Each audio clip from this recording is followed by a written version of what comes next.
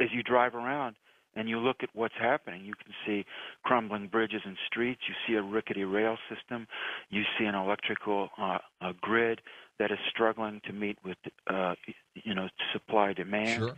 and on and on. Meanwhile, we have literally trillions of dollars being sucked out of the budget for stimulus bills, bailout bills. We had the spectacle of the Federal Reserve's chief financial officer testifying before Congress and being questioned by Representative Alan Grayson from Florida, and she had the cheek to tell him she could not account for the disposition of something on the order of $2 trillion, which ostensibly fall under her purview.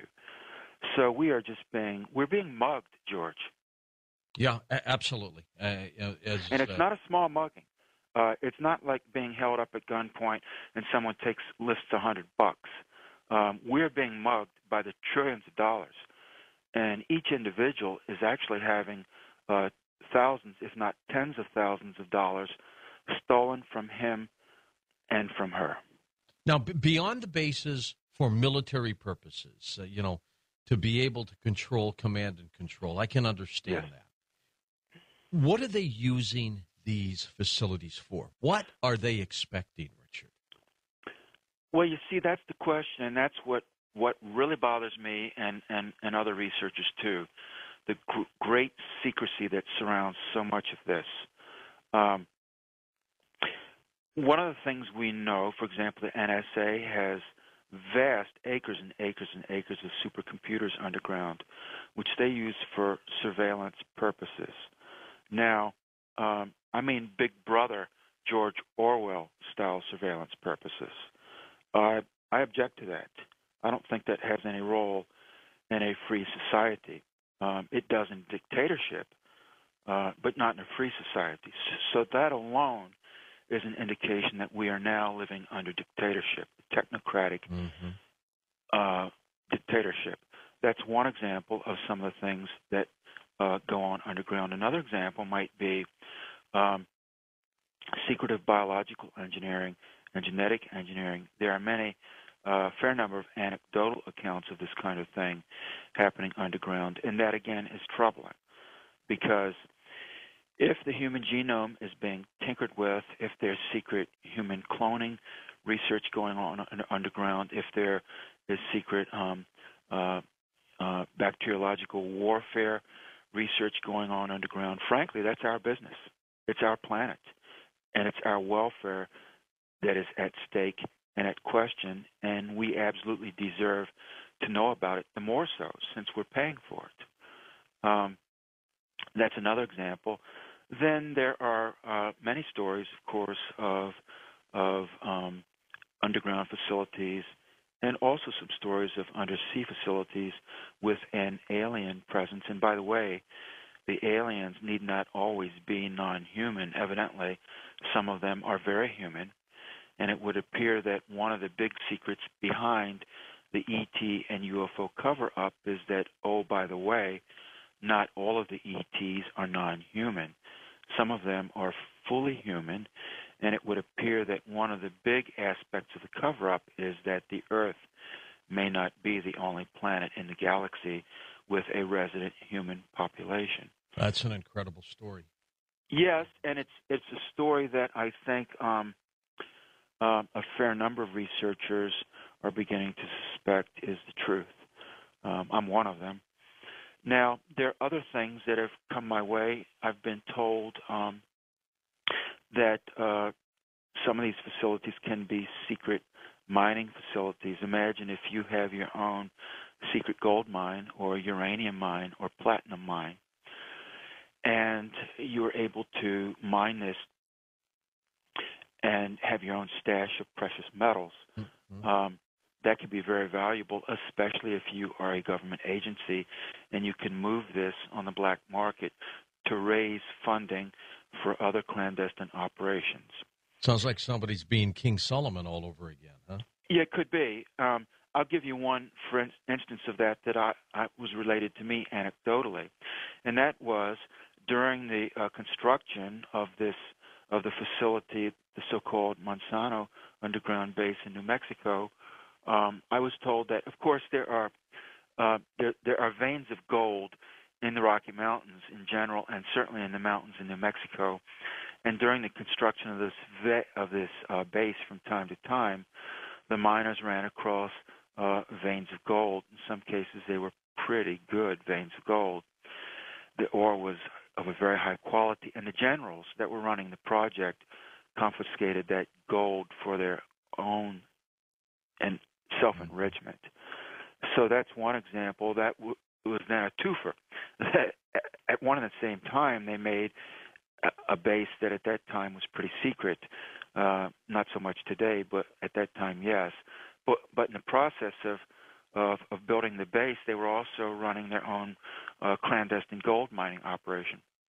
Richard, do you think these mines, once they're built, are manned and there's a whole bunch of people down in each one of them? Or do they kind of leave until they have to go back down there and use it? No. A lot of these would have a resident workforce, round the clock. Many of them are fully staffed all the time. It's hard to know just how many, because there's such a high degree of compartmentalization. The agencies involved, whether they're government organizations or non-governmental, are in the main very secretive. I would go further and say extremely secretive about what they're doing underground. There's another issue I want to mention, and that is, for years we've had a tremendous problem in the society of missing persons. Yes. I mean, a very large number of missing persons. Thousands and thousands every year. It's just a vast number. Yeah. And you can account for a certain number of them in terms of runaway children, husbands who are nagged one too many times and hit the road, etc. But beyond that, you're left with a large number of people that simply cannot be accounted for at the end of each year. Nationwide, it's quite large. I think it actually runs over 100,000 people a year who just fall through the cracks and vanish. Where do they go? What happens to them? I am beginning to wonder if some of them may not be taken underground as guinea pigs or forced labor, source of forced labor, or for other reasons. I think you've had Melinda Leslie on the program a time or two or more, and she certainly has talked to a number of people who've been abducted by the United States military. So there's a growing body of anecdotal evidence that points to the United States military running its own clandestine human abduction program for very obscure purposes. But part of this does entail taking people underground to these very bizarre underground facilities where the military is doing, frankly, weird things.